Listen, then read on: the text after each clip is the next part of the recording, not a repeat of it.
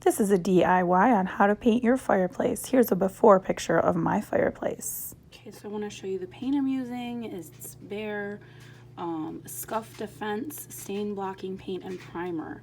So I got this because he said this was the best paint to, you know, just protect your walls against scuffs and all that and stains. And since I have 3 kids, I thought that was the best thing. So it's ultra pure white. I'm doing a semi-gloss. And I want to show you something so cool. This is in the middle of the top of the paint can. There's a little, I don't know, whatever you call that, handle, yeah, that goes and you can open it and then you put this on. So you don't have to mess with opening this and then pouring the paint out and getting it everywhere. I don't know if you guys have ever seen this before, but I never had this on any of my other paint cans, so I was pretty excited about this.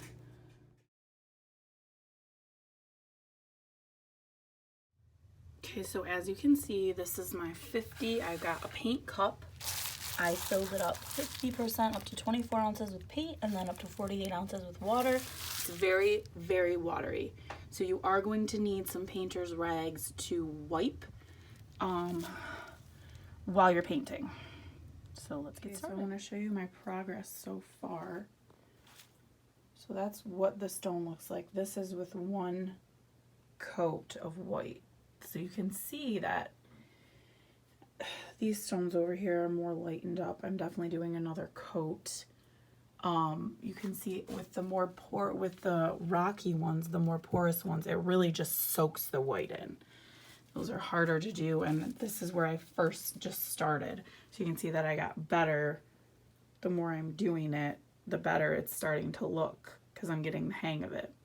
So I'm going to go back up here and redo it and try to get a more white look, but it's still way lighter than it was. So, okay, go ahead.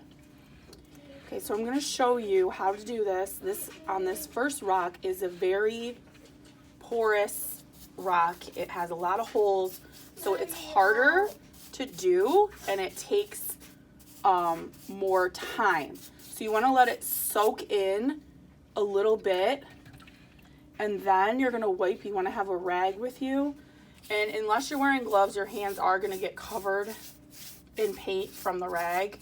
I'm using an extra firm brush. It's for interior and exterior paint. So I let this soak in a little bit, and then I'm just going to wipe, because if I don't, where you see this extra like watery, because it's extra watery, it'll dry looking kind of weird.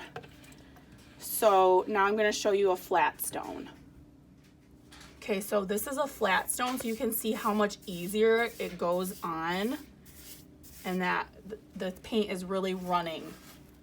So you have to wipe it. And some of it is going to come off, and it looks really white right now, but what's going to happen is it's really going to soak in and you're going to see a lot of the color of the stone. So you want to get all that runny paint. Even once this soaks in more, you'll see more of the stone, which is why I'm doing 2 coats, because I wanted it whiter. I didn't want it showing all the stone.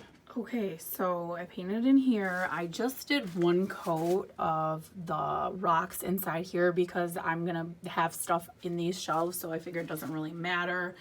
I did 1 coat on the wood here. Well, I had to do 2 right here, and then 1 coat down here, and then on the top I had to do 2 because it was like that wood that's like at the bottom of a toy box. I don't know how to describe that, but here is what it looks like. So all I have to do is paint this and then this down here. I've decided I'm going to be doing the mantle black. So it's going to be a chalk. I'm going to be using chalk paint for that, so it's not a shiny black. Okay, so I finally got this paint I've been waiting for by Rust-Oleum. It's called Milk Paint. It's not actual real milk paint that contains casein, but it gives like the same finish as a milk paint. Got it from Home Depot, so I'm gonna paint the mantle with that. As you can see, this is the first coat going on. I'm using this small angled brush, which is really, really nice. I really like it.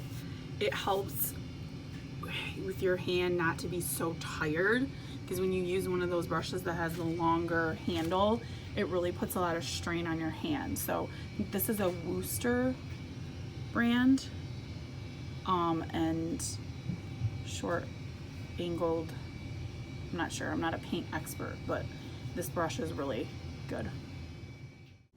This is the finished product. I am so happy with how it came out. Thanks for watching.